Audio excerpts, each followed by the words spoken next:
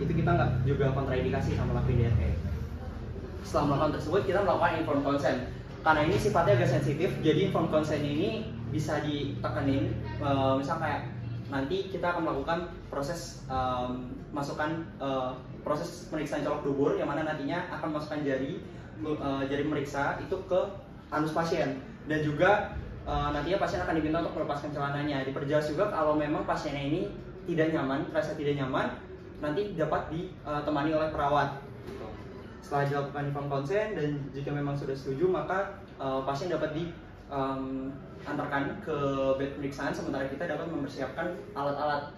Alat-alat ini berupa lampu dan juga selimut nantinya untuk diberikan kepada pasiennya, dan juga pelumas, jeli, sarung tangan, dan juga kertas tisu untuk nantinya membersihkan area anusnya setelah selesai.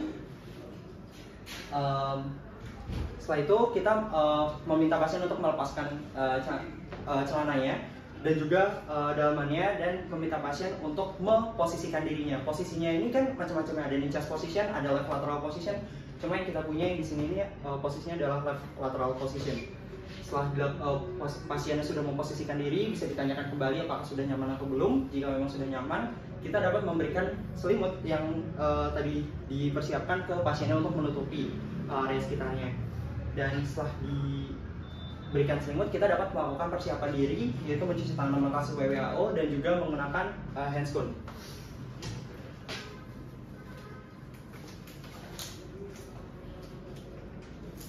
Dengan metode skin to skin dan glove to glove. Setelah menggunakan handscoon, pertama-tama kita dapat menginspeksi secara luar dulu. Jadi maksudnya sebelum dimasukkan, kita dapat melihat di luarnya dulu, apakah pasien ini terdapat adanya fistula, apakah terdapat adanya fisura, apakah terdapat adanya hemoroid, atau apabila ada lendir atau darah yang keluar, itu kita juga bisa lihat. Setelah dilakukan inspeksi secara luar, kita dapat melakukan proses DRE. Gimana tadi masuk? Oh iya, gimana?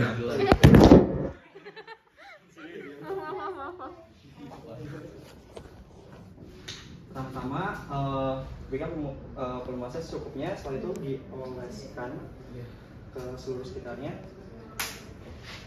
Setelah itu bisa dibilang kepada pasiennya izinnya Pak atau izinnya Bu. Setelah dimasukkan, diputar 360 derajat. Pertama yang akan kita lihat di sini dengan memutar 360 derajat itu adalah pertama dari tonusnya. Apakah tonus pincer aninya ini positif atau tidak? Mengencang ketika dimasukkan jari pemeriksa. Setelah dilakukan pemeriksaan tersebut, kita juga memeriksa bagaimana mukosa di sekitarnya. Apakah licin atau terdapat adanya nodul. Setelah itu kita juga melihat apa ampula rektinya. Ampula rekti itu ada di ujung. Itu nanti bisa kita raba kalau misalkan di sebenarnya itu apakah kayak mentok gitu, itu ampula rektinya berarti kolaps atau tidak gitu. Setelah itu ada hemoroid atau enggak, itu kan bisa diraba ketika dilakukan pemutaran 360 derajat. Kita juga bisa meraba apa ada tidaknya massa, dan juga apakah terdapat adanya rasa sakit atau nyeri pada saat dilakukan penekanan. Tapi ini 360 derajat, ini belum dilakukan, belum ke area prostatnya. Setelah dilakukan secara 360 derajat secara keseluruhan, kita bisa fokus ke area prostat. Untuk prostat sendiri kan ada di depan, jadi kita bisa kalau emang kurang nyaman nunduk sedikit terus diputar ke arah depan.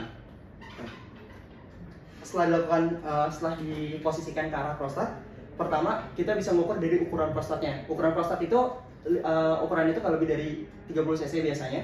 Untuk cc-nya sendiri itu kita bisa ukur dengan satu ruas jari. Satu ruas jarinya itu 20 cc. Jadi nanti kita bisa raba kayak geser-geser aja, itu nanti keukur. Setelah itu untuk konsistensinya gimana, apakah kenyal atau keras, itu kan nanti yang membedakan gimana CA, di mana BPH. Dan juga permukaannya, apakah ada nodul atau licin. Setelah itu kita juga bisa raba apakah terdapat massa di area prostatnya, dan juga apakah terdapat nyeri tekan. Ini juga kan nanti untuk membedakan apakah memang ternyata pasien ini prostatitis gitu pembesarannya. Setelah itu untuk batasnya itu teraba atau tidak, pol atasnya itu kalau misalnya dimasukkan itu dia sampai nggak gitu jari kita sampai pol atasnya, batasnya itu teraba atau tidak. Dan terakhir apakah terdapat adanya floating prostat untuk mengevaluasi apakah terdapat injury di area posterior atau enggak pasien. Setelah dilakukan proses pemeriksaan prostat, kita melakukan bulbo cavernosus reflex, yang mana untuk bulbo cavernosus reflex ini sebenarnya kita juga merabanya dari tonus pincer aninya. Tapi tambahannya adalah kita melakukan tangan kirinya itu memegang area gland penis pada pasien dan ditekan sedikit. Nah, nanti kalau misalkan si tonus pincer aninya ini positif, dia bergerak, dia mengerut, maka ini tandanya refleksnya itu positif. Ini biasanya untuk melihat apakah ada biasanya itu kalau misalnya ada cedera tulang belakang, itu tuh biasanya bubuk cavernosus refleksnya itu jadi negatif pasiennya. Setelah itu, setelah dilakukan pemeriksaan bubuk cavernosus refleks, kita bisa selesai, izinnya apa bisa dikeluarkan, dan setelah dikeluarkan kita harus melihat dari STLD-nya atau sarung tangan, lendir dan darahnya. Bagaimana dari mukusnya, apakah lendirnya itu bagaimana, setelah itu darah, apakah terdapat darah pada sarung tangan kita, dan juga apakah terdapat feses atau tidak pada sarung tangan pemeriksanya. Setelah selesai, kita dapat membersihkan area anus pada pasien, karena kan ini tadi sudah dilakukan pemeriksaan, jadi kita harus bersihkan area sekitarnya, baik itu dari pelumas ataupun ada lendir di area sekitar anus pasien.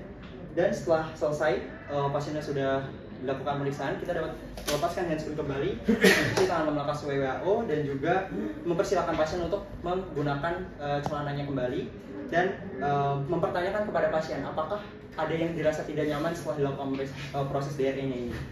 Jika memang sudah, pasien sudah menggunakan celananya, pasien dapat diarahkan untuk menuju ke meja pemeriksaan kembali dan diberitahukan bagaimana dari diagnosisnya, kemungkinan diagnosisnya bagaimana, dan bisa ditanyakan kembali kepada pasiennya apakah ada yang ditanyakan atau tidak.